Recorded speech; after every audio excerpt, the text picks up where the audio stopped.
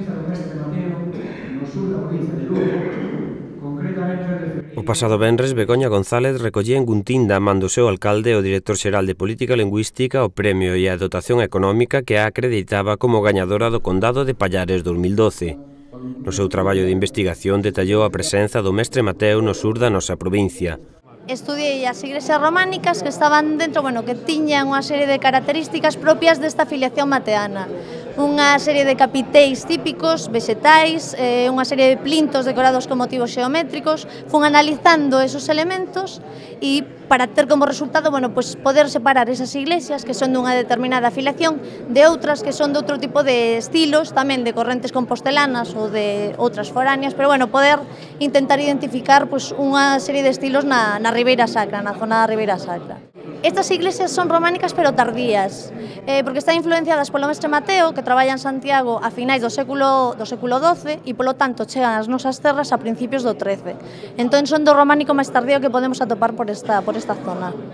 Un traballo que, dada a súa importancia, será publicado mediante un libro. E será dentro dun ano cando saia a publicación e agora dedicareime a elo, a intentar arreglar o traballo, porque o traballo foi un estudio, e entón intentalo poñelo bonito, daquela maneira, para poder que chegue a todos, non ser tan académico e poder ser un pouco, unha linguaxe un poquinho máis coloquial, para todo o mundo. Un dos obxectivos deste premio é o de fomentar a investigación en lingua galega, dando a coñecer o territorio do Condado de Pallares dende Guntín ata Carballedo. A importancia tamén de que existan estes premios que estimulan sobre todo estes xóvenes investigadores, estes xóvenes creadores que teñen moitísimo que achegar á nosa cultura para que a sintamos como próxima e para que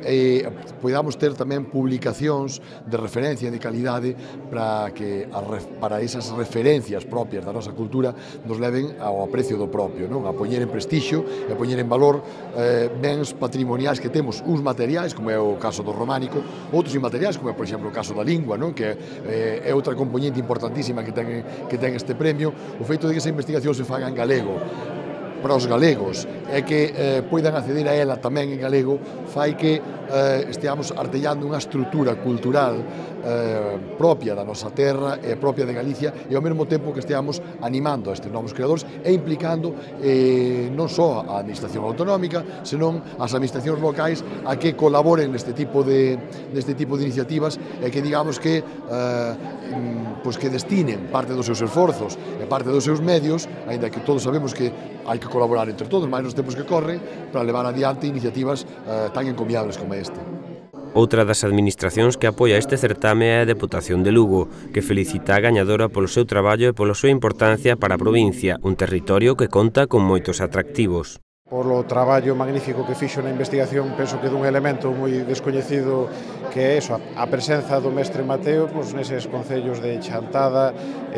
Carballedo e Taboada. Penso que este premio de investigación co conseguinte publicación do libro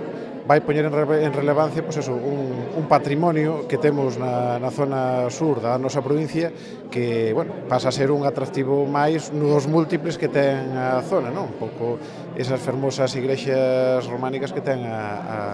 o val do río Miño. Eu penso que todo este patrimonio que nos descubre a gañadora, se non fora este certame de investigación, este concurso de investigación, e se non fora, por suposto, que é o máis importante, a publicación do mesmo que recomendou, cuxa publicación recomendou os membros do xurado, posiblemente quedara na luz durante moito tempo. Así que publicacións como este libro ou outros dípticos que se poidan facer dende as entidades locais ou dende a Deputación, van poñer en valor ese importante patrimonio. Na entrega do premio tamén estaban presentes, entre outras autoridades, tanto o rexedor de Taboada como o de Chantada. Desde a Xunta Directiva da Asociación de Amigos do Mosteiro de Ferreira de Pallares, decidimos crear un premio que servise para poñer en valor